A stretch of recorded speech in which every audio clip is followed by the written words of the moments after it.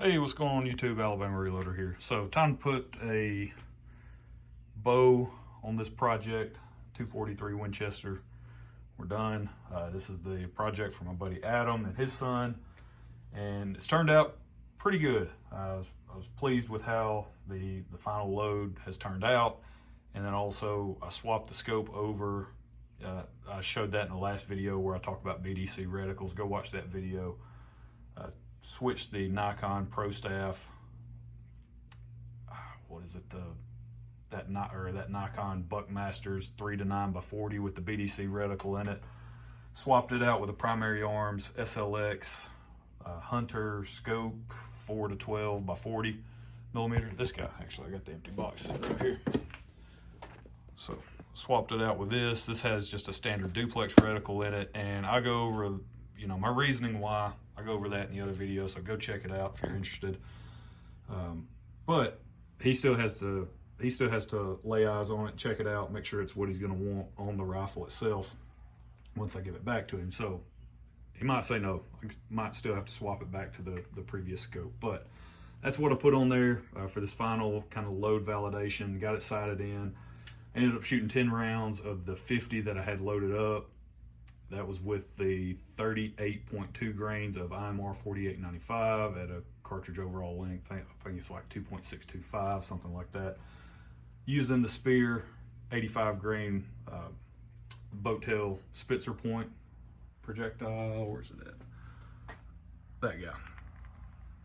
Using that guy right there. So, and that was in that Federal primed brass that I picked up from AmericanReloading.com. So that was kind of the combination. I had, I think, just over 100 pieces of that brass. So that was what I was going to use for the project, just to see what type of results we could get. And I'm pretty pleased with it. So I had this on there, bore sighted it down at the range. Actually, made an adjustment based off, took the bolt out of the gun, made an adjustment. I was looking at pretty much it was just a steel target, silhouette target down at 100. Had it lined up pretty good. Shot one round, basically hit point of aim, which was really nice. But I did adjust the scope down just slightly. I couldn't necessarily tell if that was exactly where I was holding. I thought I was holding just dead center of the plate. But at any rate, made a scope adjustment down, just a few clicks. And then I shot these next 5, and the way it worked out, I shot these 4, and then I made a scope adjustment to the right, and I shot that guy. And I didn't think I had adjusted the scope that much. I definitely could have lost track of the amount of times I turned the turret, but the turrets on that scope, they're capped, and they actually are pretty tactile. So that's pretty nice. But at any rate, shot those 6. Barrel was pretty hot at that point. After I shot that first round for the bore sight, and then shot these next 5, it was pretty hot. And so I just wanted to give it a minute to cool off, because I wanted to shoot 4 more and just see what that group looked like. Now, of course, I captured velocity data on all 10 shots using the Garmin chronograph. So shot those 6, and I forgot to make my scope adjustment back, right? Adjusted too far over to the right, and I adjusted up, right, because my group was hitting low at that point. So I adjusted up, I moved down to the bottom target, adjusted up when I was still hitting to the right. So I was like, oh yeah, I forgot to make that adjustment. So came left, down, shot 3. That's probably just under an inch, somewhere in that range. That's around 1 inch group, 3-shot group, 100 yards. That's dead deer all day long. So we're done. Sighted in, good to go. We're gonna leave it at that. On the 10 shots, my velocity came in average. I've got to run both the data sets together.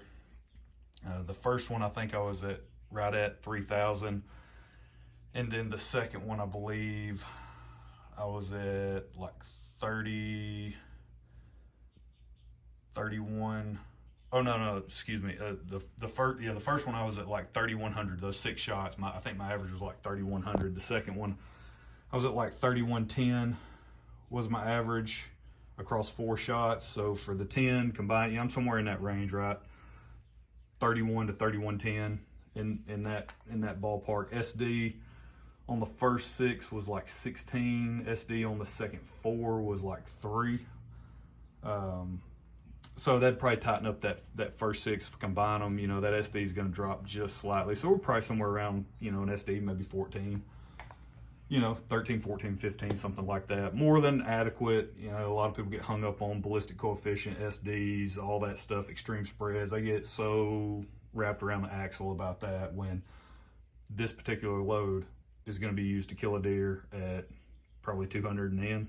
So it ain't going to matter at that distance. But all right, I think it worked out great. This scope is actually a really good looking scope on that particular rifle. It's a Savage Model 10, and yeah, I'm just really pleased with how it turned out. So I had loaded up that ammo, I don't know, it's been probably over a month ago.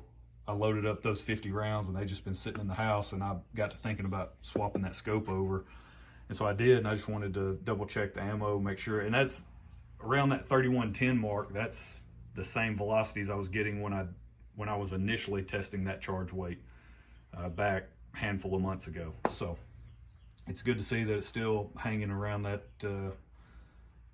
sort of area in terms of velocity, and then same thing in terms of overall group size, pretty similar to what I saw during testing. So really happy with it. But that's it. That's where we're going to leave it. Just super short and sweet video, kind of putting a bow on this one. We're done. Time to move on. I've got to get this 30 TC brass.